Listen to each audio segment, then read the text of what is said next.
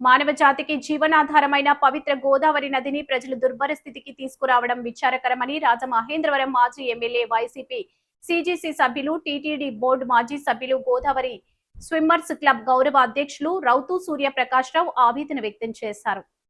Godavari swimmers club ఆధ్వర్యంలో పుష్కర్ ఘాట్ వద్ద గోదావరిలో ఉన్న వ్యర్థాలను తొలగించే కార్యక్రమానికి మరోసారి శ్రీకారం చుట్టారు. సభ్యులు ప్రమాదకరమైన గోదావరి అడుగు భాగంలో ఉన్న నాచు, ఇతర వ్యర్థాలను తొలగించి గట్టుపైకి చేర్చారు. సాగునీటికి, తాగునీటికి ఆధారమైన గోదావరి నదిని డస్ట్బిన్లా మార్చేశారని ఆవేదన వ్యక్తం చేశారు. తమ వంతుగా పరిసరాలను పరిశుభ్రంగా ఉంచాలన్న బాధ్యత, నదీ జలాలను పరిరక్షించాలన్న లక్ష్యంతో గోదావరి స్విమ్మర్స్ క్లబ్ తరఫున తరచుగా ఈ ప్రక్షాళన కార్యక్రమాన్ని చేపడుతున్నామని తెలిపారు.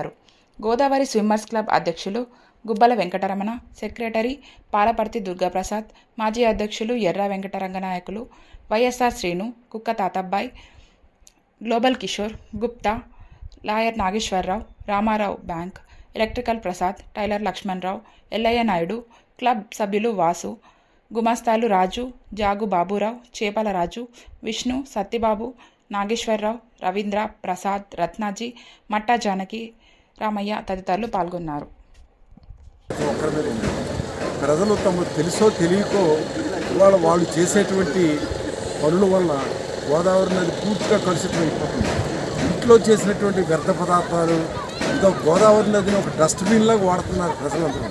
గోదావరి నది మన జీవనానికి ముఖ్యమైనటువంటి నది ఇది.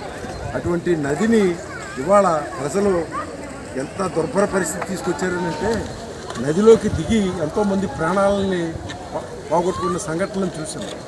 దీన్ని పురస్కరించుకొని ఈ నదిని పరిరక్షించాలని చెప్పి మా వంతులో కృషి ఎవరు ప్రతి ఒక్కరూ తమ ప్రాంగణాన్ని తన పరిసరాలు శుభ్రం చేసుకుంటే మొత్తం అంతా కూడా పరిశుభ్రంగా ఉంటుంది. ఇవాళ అటువంటి ఆలోచనతో గోదావరి స్విమ్మర్స్ క్లబ్ సభ్యులందరూ కూడా మరి ఇవాళ అతి ప్రపంచ స్థాయి గుర్తింపు పొందినటువంటి పుష్కరాల రేవు, అటువంటి రేవులో గోదావరి స్విమ్మర్స్ క్లబ్ సభ్యులందరూ కూడాను ఇక్కడ ఈ నదిని పరిరక్షించేటువంటి బాధ్యతని పూనుకొని ఇవాళ తమ వంతు ఒట్టి మాటలు కట్టిపెట్టి పూని కొద్ది గట్టి మేలు తలపెట్టమని చెప్పి తమ వంతు సహకారంతో ఇవాళ ఈ 10 రోజుల్లో